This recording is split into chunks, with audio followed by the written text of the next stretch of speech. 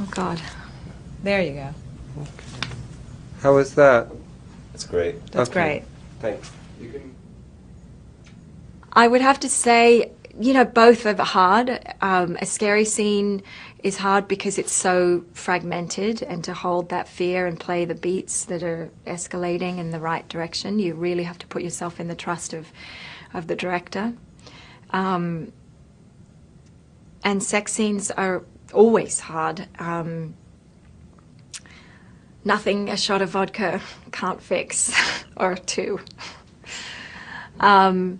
But yeah, I mean, actually, one of the easiest sex scenes I shot was the one in Mulholland Drive, because the fact that it was with another woman, we felt so much safer. There was no sort of like awkwardness.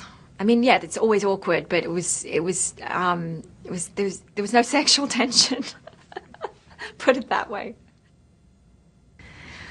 Well, what happened was I got called to go and meet with David Lynch. And his casting process is one that he looks at a stack of photographs and then he picks 4 or 5 that he likes. Luckily, my brother took the photo and he liked that photo, and I don't know, something honest must have come through.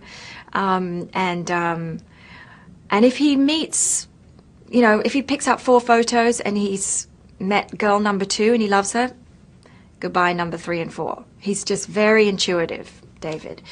He talks in that funny voice. Okay, Naomi, now tell me about yourself. Yeah, oh, that was bad, okay. I was going to go back on the plane and back to New York. And I got a phone call saying, it went really well and David would like to meet you again tomorrow. But this time, can you wear makeup? I was like, oh no, like I'm too ugly. He wants a supermodel. I'm not sexy. You know, all these things that I'd heard before, you know, yeah, sorry, Naomi, didn't work out this time. You know, they're going to go for someone a little more sexy. Or, you know, it's like, so I thought, it's going to happen again. Anyway, I went and got a blow dry or something, put on some makeup and a fitting outfit. I mean, I did loads of commercials before I started acting. And then, you know, you name it, from cereal to Tampax to, you know, every kind of embarrassing thing. To be an actor kind of was a little bit of a girly dream of mine. My mother was an actress, and she was doing a play, My Fair Lady, and I was about 4 years old, and I kept, you know, trying to get her attention, like looking at my grandmother going, why isn't my mother, you know, looking at me and relating to me like she normally does? And then finally she snuck a little, and in that moment I just remember being transported. I understood it.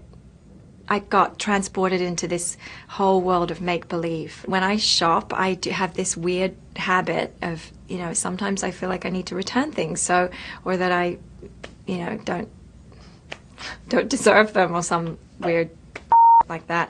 But what I do is I keep the tags on, and I get my first wear, and then I decide whether or not I want to keep it. It's terrible, isn't it?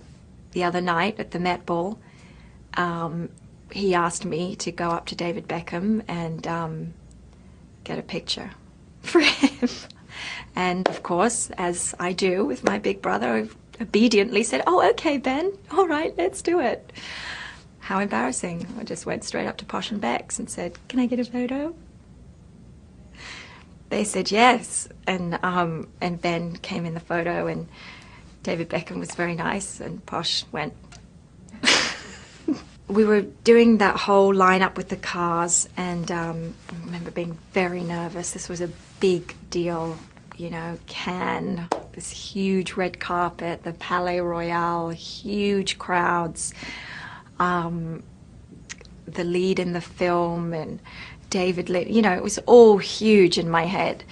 And as I drove up our car, as I opened the door, Cat Stevens' Morning Has Broken started playing, and that is a song that I am very connected to because